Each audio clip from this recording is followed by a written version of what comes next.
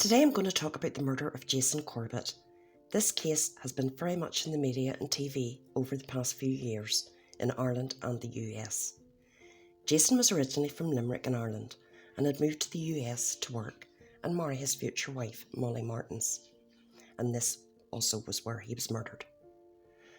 Molly Martens and her three brothers were raised in Tennessee in the US and were the children of Tom, who was an FBI agent for over 30 years, and Sharon Martens. After a failed relationship and dropping out of college, Molly moved to Limerick in Ireland in March of 2008 when she was 24.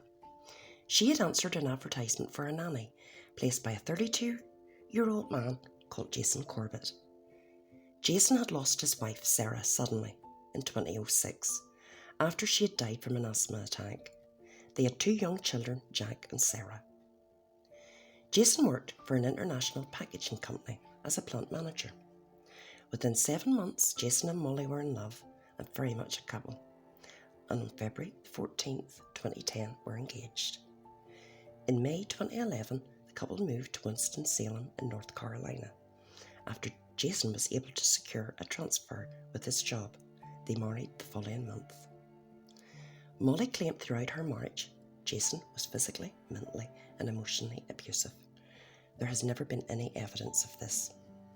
She didn't want to leave the children as she had no legal rights, as Jason had refused to let her adopt them.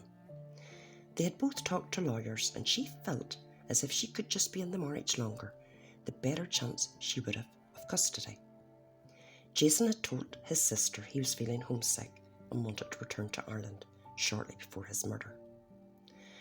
Tom Martin's relationship with Jason had also deteriorated due to the arguments, custody rights and the thoughts of Jason returning to Ireland with the children. On August 1st, 2015, Tom and Sharon had come for an unplanned overnight visit. This later was deemed odd and out of character. Jason and his two children, Jack and Sarah, were also in the home that night. Tom had brought a little leak aluminium baseball bat for Jack as a gift. Jack later stated that he had already given him a bat the previous summer. We only have the Martens' versions of events of what happened that night. Molly and Jason had begun to argue around 3 a.m. Tom Martin claimed he heard a scream coming from the master bedroom. He left the guest bedroom in the basement and made his way to the first floor, picking up the bat as he left. When he entered the master bedroom, he saw Jason attempting to strangle Molly using his right arm as a chokehold. Jason said he was going to kill Molly as he was dragging her towards the bathroom.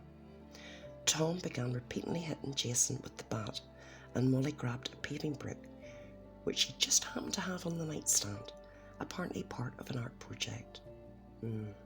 Okay. Can't say I've ever had a big brick in my bedroom on my nightstand, but anyhow, moving on. She used it to smash Jason on the head as her father also was beating him with the bat. Tom called 911 and said he thought he had killed his son-in-law. When they arrived, Molly and Tom had no apparent injuries, but Jason had sustained at least 12 blows to the head. His skull had fractures similar from falling from a great height or a car crash.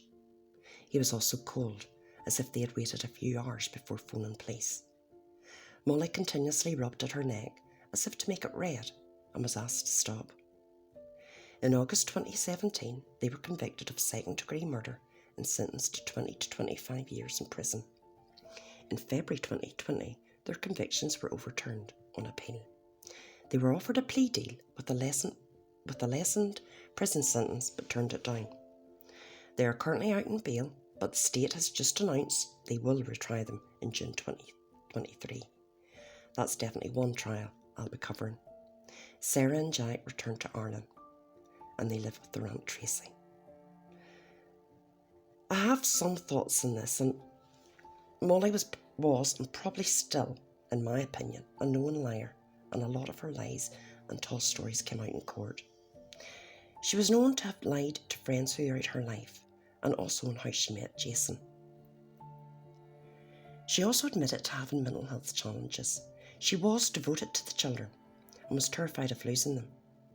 Her whole self-worth seemed to be based around being a mother There was evidence that Jason was indeed moving back home with his children, and she wasn't part of it. How did her father and her fight with Jason, who weighed over 260 pounds and didn't have one mark on them? Why was his body cold? How many hours did they wait before calling 911? In my opinion, she manipulated her father into believing Jason was violent and dangerous. Maybe with Tom being in the FBI for over 30 years, he thought he knew the legal process and could explain this all away. They were found guilty in the first trial, and I think they will on the next one. Justice hopefully will prevail.